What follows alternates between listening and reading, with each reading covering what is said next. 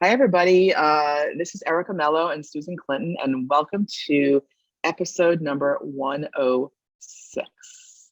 We are moving along, and just before I get into the intro to this episode, Susan and I just want to point your attention to our website. It has been redone. It's www.toughtotreat.com, and we have newsletter. We actually have three actually PDFs. One is a clinical pearls PDF, and sort of like surprising reasons why people are in pain, etc. And two amazing PDFs that Susan wrote on the connection between sleep and pain, and that is a big one because sleep is really important. So clinical pearls and the sleep PDFs, and we regularly send out emails on clinical pearl videos, newsletters on the podcast. So go ahead to the website, and if you're not on our email list, please join. We would love to see you there. And this particular episode will be a nice back and forth, actually, because this is a patient I've seen on and off over the years for various injuries, and she is the princess and the pea, literally. Okay, and is a chronic, acute on chronic hip issue she's had, and we sort of problem solve through her because I've reached a bit of a plateau, and I'm looking for some more out of the box thinking from Susan. So we hope you enjoy it.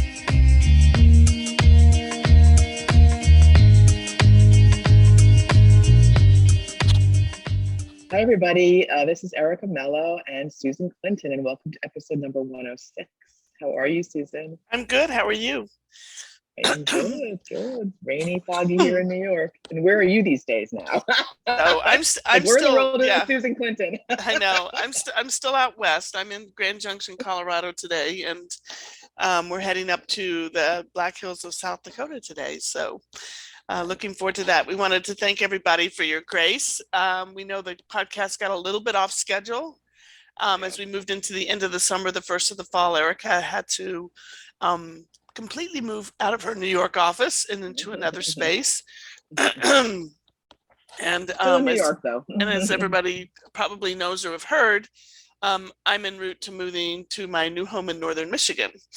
But we have been kind of on the road in the western states doing some national park stuff for the last month. So thanks for your grace. We're back on target, and we're happy to still be here doing the podcast. So Erica, take it away. Sounds good. Okay, this is I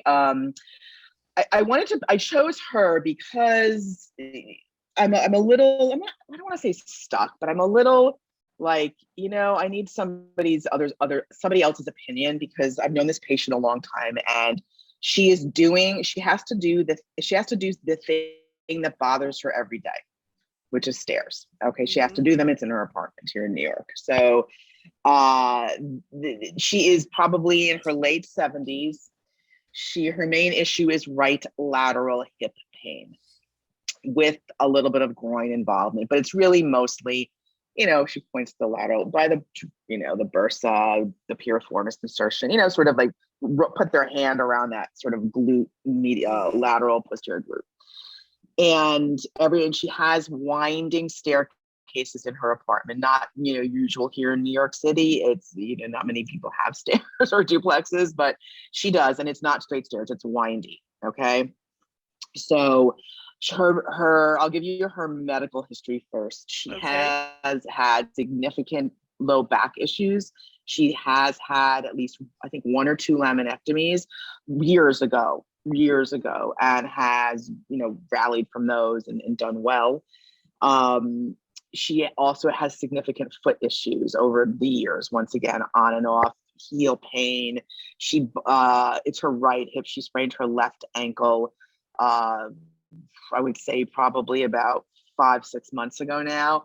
And then she also had a minor sprain to her right. So, we know the foot's an issue in her past medical history, in her past movement history. She also had some cardiac issues at the end of last year with some ablations, and really knocked her out, just mentally and physically, and could not get her endurance back up until recently. So Her main issues in past movement and past medical have been the cardiac issues at the end of the year, the low back, the chronic issue with the laminectomy, and then the bilateral foot and the ankle sprains. She also is allergic to non-steroidal anti-inflammatory. She cannot take an Advil. She will not take a Tylenol, occasionally a Tylenol. She will not get a steroid shot. She cannot take steroids. So nothing gets taken orally except maybe a Tylenol, but not enough to really make a difference. And so she's had to sort of live like, and she won't put a lidocaine patch on, won't touch any of that just because of her. She's very sensitive system, the princess and the pea, literally. So she is the true less is more type. Okay. So she came in to see me a while ago with the right hip pain, knowing her history with her back. You know, when her back issue manifests, it manifests in her right calf. She doesn't get back pain, doesn't get hip pain, it manifests in the calf. 10 times out of 10, that's how it manifests. So I ruled the back out just because I know her history. I did some lumbar, forward bend back, but I'm not going to get into the assessment and how I did that, but I ruled that out as a driver. Okay. And knowing her foot issues were recent, I said, well, you know me, the foot's always in play, especially when we're here in New York and we're walking everywhere. And her feet are absolutely, she cannot walk barefoot. She can, but it does not. She has no push off, no control. There's no fat pad. She has no fat on her feet, no fat pads at all. Zero, like nothing, very sensitive feet. The main issue with her was going up the stairs and going from a sit to stand after long periods of sitting, mostly up the stairs. She has stairs in her apartment. She has to do them every day. That's where I said to her, I said, look, I can't tell you not to do stairs because you have to do them every day. You can maybe minimize a little bit, but she's got to do them. So that was a non-negotiable modifier. Walking was okay. She went away on a trip to Europe some months ago when we were allowed to go back in. She was fine. Didn't have stairs to do. She was fine. Came back, started doing more stairs, doing more walking because she's feeling better, has her endurance up, and then the symptoms set in. I watched her take my assessment tool. I looked at her take a step forward. Okay. So do you have any questions so far, Susan, or should I keep going? I do. I have a couple of questions. Number one, her back manifests into her right calf. Yes. When that comes on, so she wasn't having any right calf pain when she saw you. No. Okay, those last few times. And the side where she was having the heel pain, right or left? Both. Yeah, over the years, both. Yeah. Okay. Right now it's just, and she gets chronic swelling in her, the one thing I forgot to mention, she gets chronic swelling into bilateral of both of her lower extremities. It's significantly better the past month, but she wears compression stock and she took the compression stockings off, ironically, and it was better. So that's part of the history. And that's been chronic for as long as I've known her, actually, which has been a while. So. And do they know why she swells? No. Okay. No. All right. And the cardiac issue she was having, was it, they did an ablation? Was she in AFib? Yeah. Yeah. And she doesn't have any symptoms of congestive heart failure, right? No. Okay. She has a chronic respiratory issue, probably from a mild emphysema from smoking, but that doesn't really manifest. Okay. Like, you would never know she just happened that she reports that. Like for wearing a mask for a period of time, going up the stairs would bother her, type of thing. Right? Mm-hmm. But it doesn't manifest in normal activities. Okay. And when she walks around New York City, no problem. It's just when she's doing the stairs. Now, is the pain set in to where it bothers her all the time, or just when she stands up and or does stairs? Yes, just when she stands up and does stairs. And she's very much, I feel like an old lady when she stands and limps, and then after 5 steps it normalizes, type of thing. Okay. So that's her main issue, really, I think, is I don't want to look like I'm limping. Mm-hmm. Yep, I you can know? understand that. Okay, Yep. so anyway, so then you did a step forward. So I did a step forward. So it's her right leg, bear in mind. Okay. So I had her take a step forward with the left. I did it a few times. And then I had her take a step forward with the right. And the minute she loaded that right leg, as she stepped forward, she had this lateral translation of the pelvis and the hip over the right foot. So if, for example, if you had one line on the right, one line on the left, and if she took a step forward and placed her right foot on that right line, her hip would deviate from the right. So she was in this sort of pelvic lateral, not, I don't want to say a lateral shift like a lumbar shift, but she lost control. She had her pelvis and her hip translated to the right. And she had symptoms because she was loading. I said, load that leg more, take the weight off the left leg, just lift the back heel up, load the right foot more, like you're going to take a step, like you're going to lift that left leg up. And that's when she got it. So one-legged standing obviously was problematic. So I knew that was going to be that way. So that's why I didn't assess it. So I had to repeat it several times. I said, step forward with the right, no, and the same thing happened. She, right pelvic translation, right hip over the foot. I had her walk backwards, no problem. I had her do a little split squat, like have her stand with the right leg in front, left leg behind, not load like forward, but I said just squat down. Mm-hmm. She was fine. She was fine. So it's when she literally took the weight onto the front leg as if she were going to go through gait and take it into the one-legged stance phase of gait. That's what got her. So it makes sense Mm-hmm. that going up the stairs would kill her because she's Mm-hmm. loading that leg at a high, it's tough for the hip. Mm-hmm. So what I did was I was like, and I explained to her, I videoed her. I said, a lot of people walk the way you do and they feel fine. But let's just see if we minimize this a little bit to see if it makes a difference in your symptoms.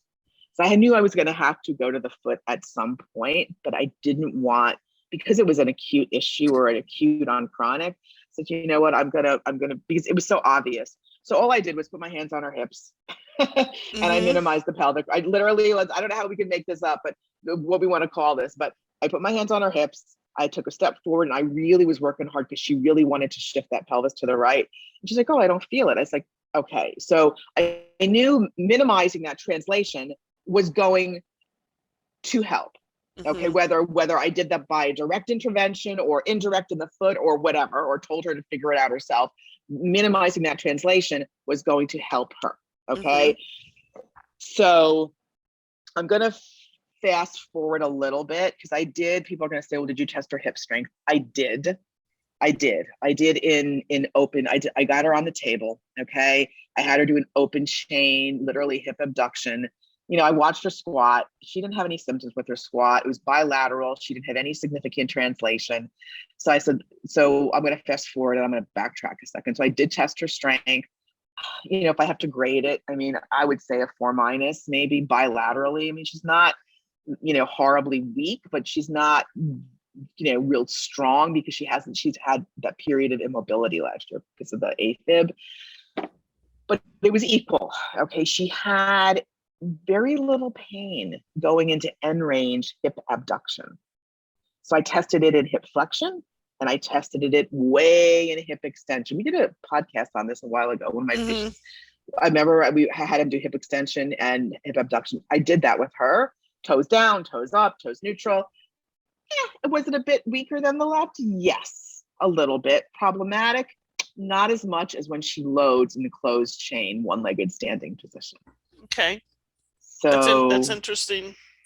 So there's a right? little compression into the hip with the manual muscle testing, but the biggest problem is directional loading and translation that you're seeing. Right. And when you minimize it, she's Right. better. Yes. So I kind of know where I would go next, but just go ahead and tell us what you did.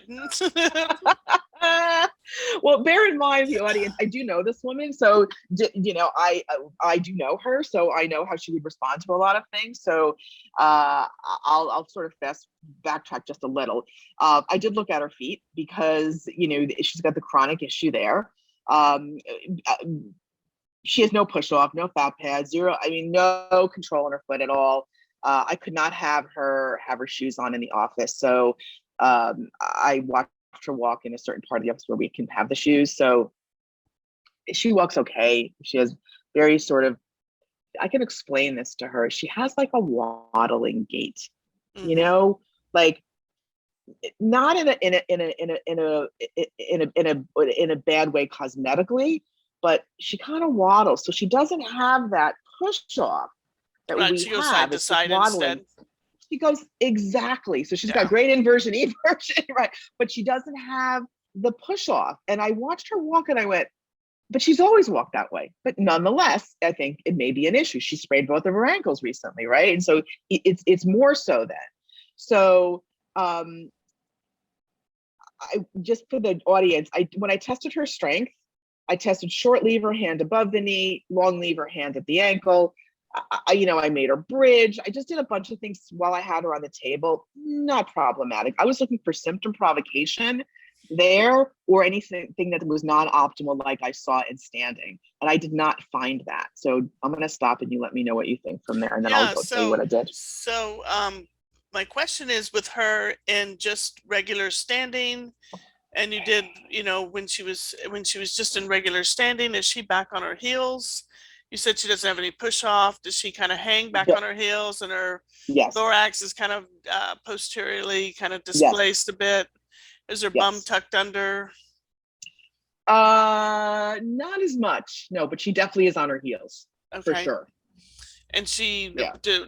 did you do any sways with her so that she could start to Yes. begin to change that? And how did Yes. that feel in the hip? Did that bother it? No. Okay. No, it did not.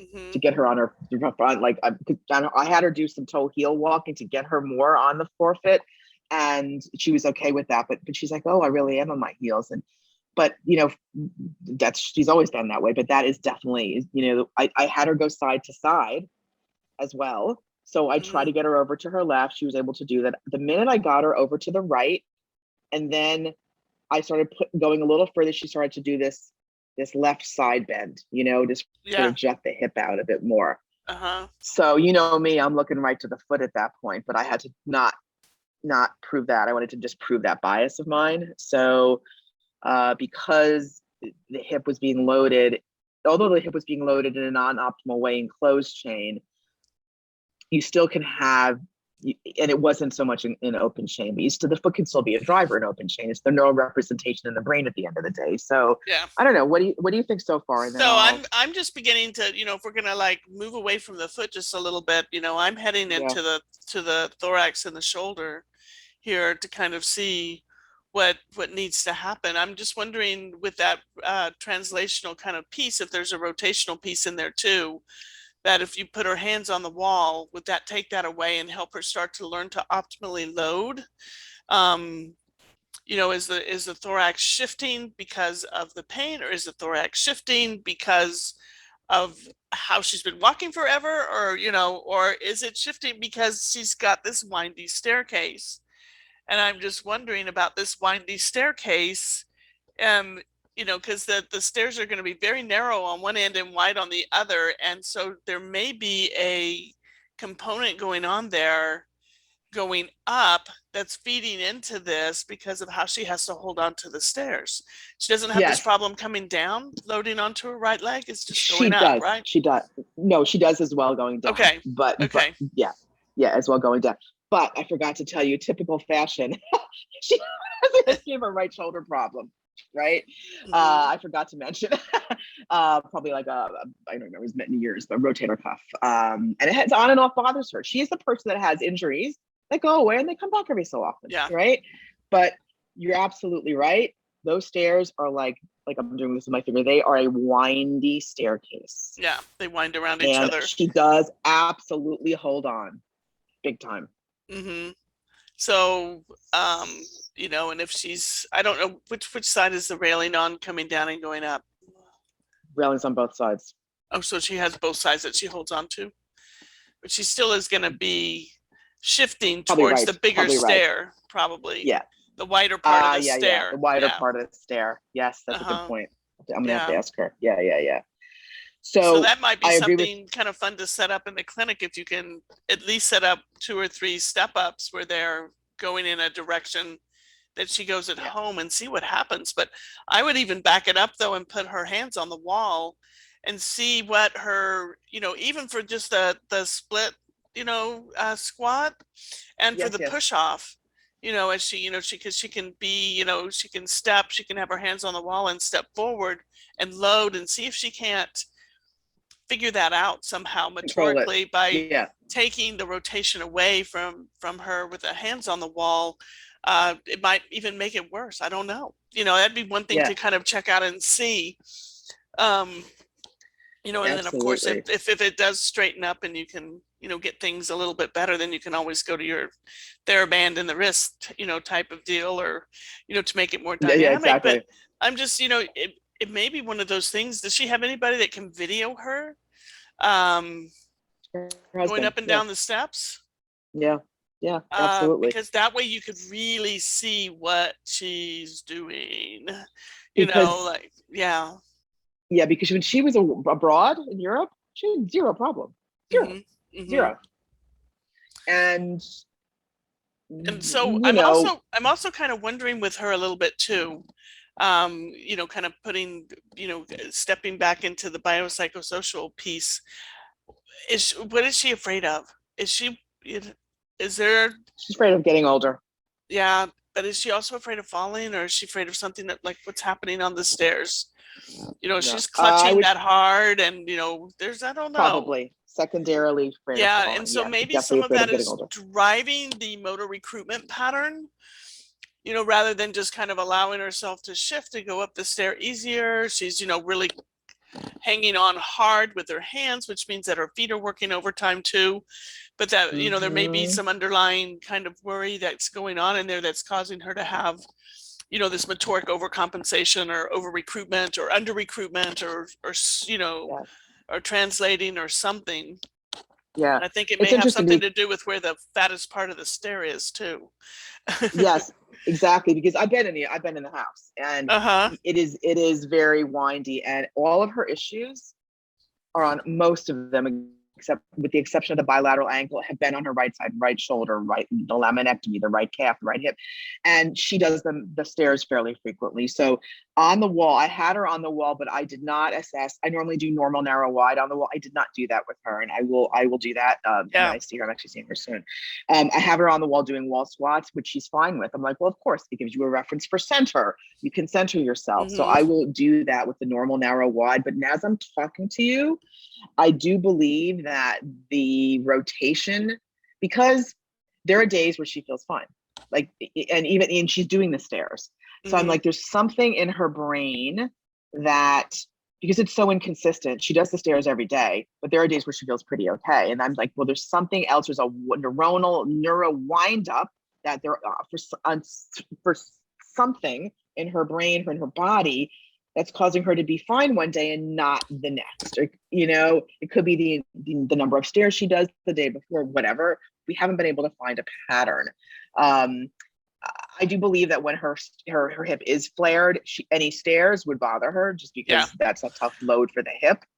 The rotation is definitely key, and that's my plan next time. Yeah, I would also add in, I just think it'd be interesting to find out, because sit to stand is something that bothers her.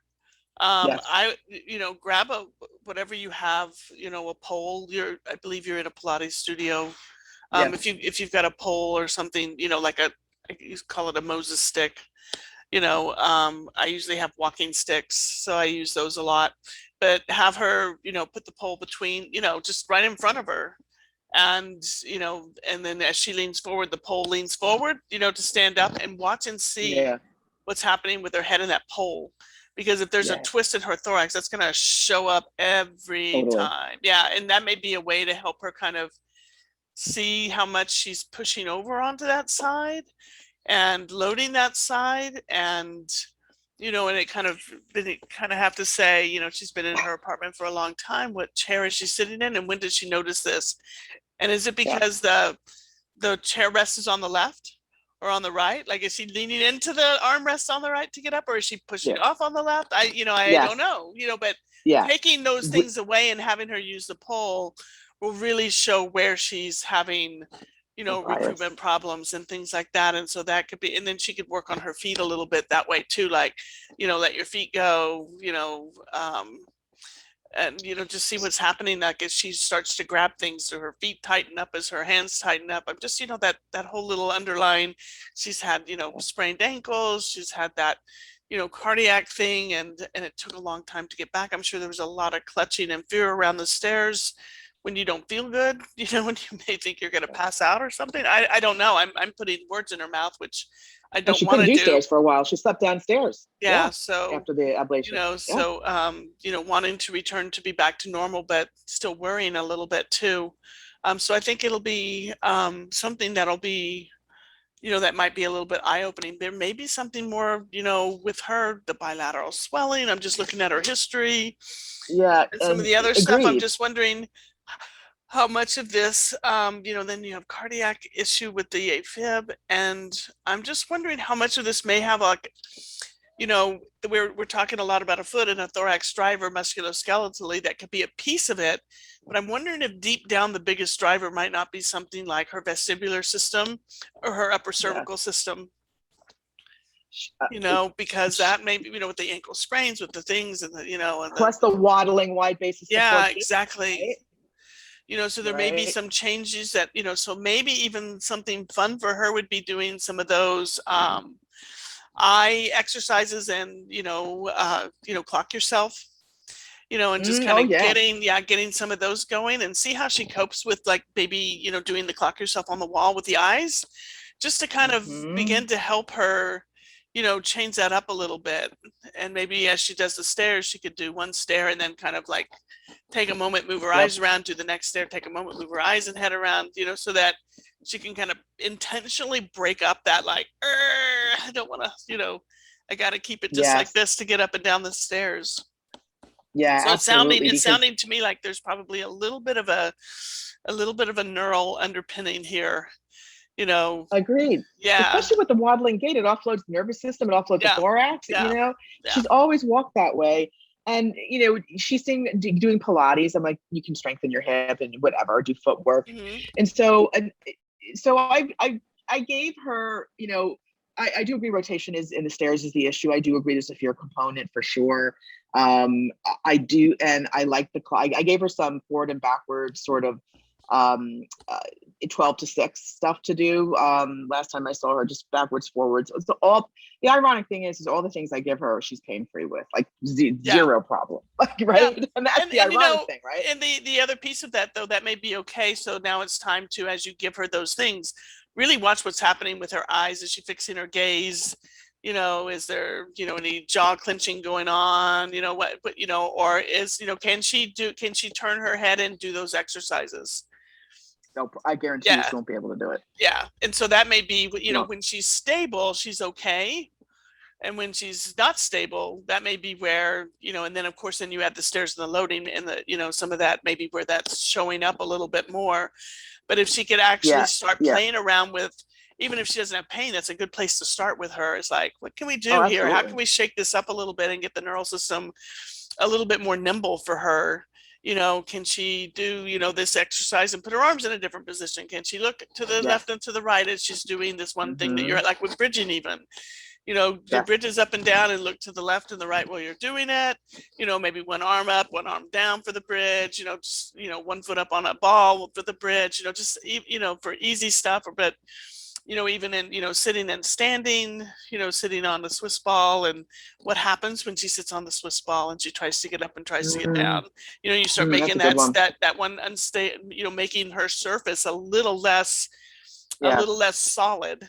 Can work with that. And I think, I think it'd be very interesting to see, but it really does sound to me like there's a bit of a kind of I just think, with that lack of a better word, I could say midbrain, I could say this, I could that, nobody knows. It just sounds like it's being expressed vestibularly to me. She doesn't have dizziness, but what you're seeing is postural, the postural control mechanism falling apart on her a bit.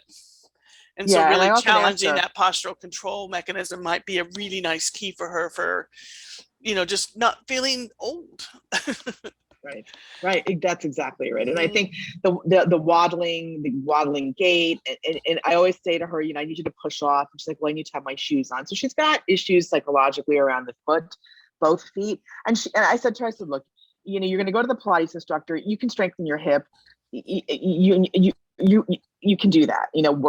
I had her do some squats on the wall for home, forward, backward stuff. I had her do heel raises, sling squats. For those of the listeners, those are heel raises, knees bent, knees straight.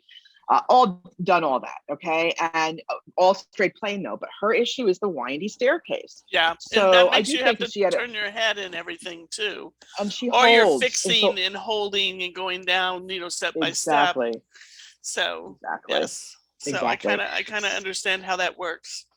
Yeah. After sitting in a car on the side of switchbacks, Oh my I can tell gosh, you right. exactly what my motor over control patterns are. So when I got in the back seat, it was so much better. So just because the visual Oh, piece was removed a little bit, it was there, but it wasn't as acute, and so I was able to kind of do breathing and make myself relax. But you just really, yes. when that I've been there happens, you're too. I just like know. everything just tightens up, and so it may be just something, and on top of like not being well last year too, can kind of Yeah. drive that a little Yeah. bit more as well. So keep us posted Yeah. with this. Yeah, but Yeah, I'm excited to absolutely. see what you find when you go in and start looking for that neural driver. Yeah, and I think for the listeners, hip strengthening, just because someone has hip problem doesn't mean that hip strengthening is the key, even though she's going upstairs and loading. Think out of the box and really sort of, delve into the past movement history, the past medical history. What's different? Why was she fine in Europe and not here? Think about the rotation, So I thought she was an interesting case because I'm still treating her, and I will absolutely report back. And Yeah. we will see everybody on the next episode. Enjoy. Bye, Thanks, everybody. everybody. Bye.